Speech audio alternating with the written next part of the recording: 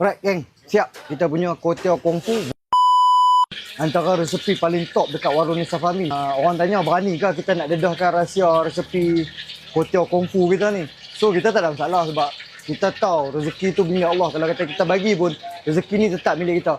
Kuotiao kungfu yang lain daripada yang lain sebab kita dah olah cara kita dan kita nak buat bagi lagi sedap, berbeza daripada kedai lain. Okey.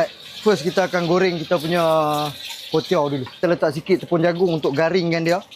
Lepas tu kita letak telur. Sebiji telur. Masukkan dalam ni.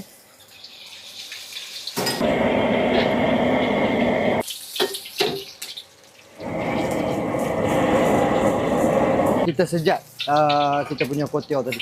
Sekarang kita nak buat kuah dia. Alright, ni stok ayam tau. Masukkan 2 senduk stok ayam. 1. Kalau tak ada stok ayam okey je. Nak pakai air sejuk pun boleh. Tapi dia tak dapatlah lemak ayam tu. Ayam, udang dan sotong. Masukkan yang ni dulu. Masukkan yang ni dulu. Kita masak dia dulu seketika. Kailan. Yang ni yang special. Hampa pergi tempat lain tak dapat ni. Cili kering ataupun cabai kering. Kailan cabai besar. Kita masukkan dalam tu. Dan tomato last sekali. Lepas tu ni sayur campur dia. Carrot, bunga kobe, kacang panjang dengan badik jagung. Masukkan. Dia kuotiao kungfu ni kalau kata sayur dia tak meriah, dia tak cantik. Dia kena sayur dengan meriah. Okey. 1 sudu gula, 1 sudu ajinomoto, 1 sudu sos tiram, 2 sudu kicap Golden Mountain, 2 sudu kicap sotong. Masuk dalam tu. Letak seketika. Lepas tu kita pakai minyak bijan. Kita masukkan minyak bijan. Ini yang akan menaikkan aroma kita punya kuotiao kungfu. Masukkan sikit je.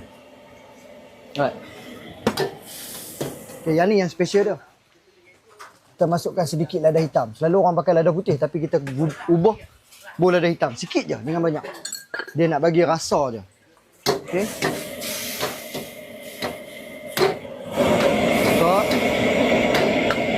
Kita buat tepung jagung, kita bancuh dengan air kosong untuk pekatkan kuah.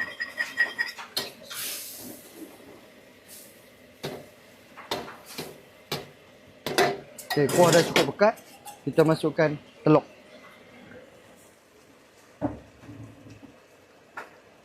Yang kacau dia sampai dia betul-betul masak baru kita kacau. Tidak nanti kita punya kuotiao kungfu tu akan cepat rasa muak. Alright, kepedasan ikut cita rasa masing-masing. Last sekali kita letak tomato. Siap. Kita plating.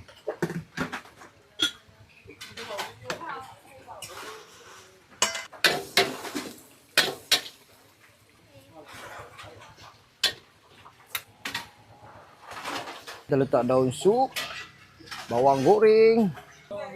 Alright geng, siap. Kita punya kuotiao kungfu. Ni versi kita yang kita create sendiri, yang kita ubah. Cara kita bukan kita melanggar hukum, tapi kita nak makanan kita yang lain daripada yang lain dan kita ada trademark kita sendiri. Okay, tapi kalau hampa nak cuba buat kat rumah boleh lah, senang je. No? Hampa boleh test resepi ni. Dan kalau hampa nak ambil menu ni nak buat resepi kat kedai pun, no problem. Ambil je lah, saya halalkan. Okay? Selasa kedai cuti dan kedai akan buka balik pada hari Rabu. Masa macam biasa 5.30 petang sampai pukul 12 malam. Jangan lupa like, follow, komen dan share sekali. Assalamualaikum. Baik.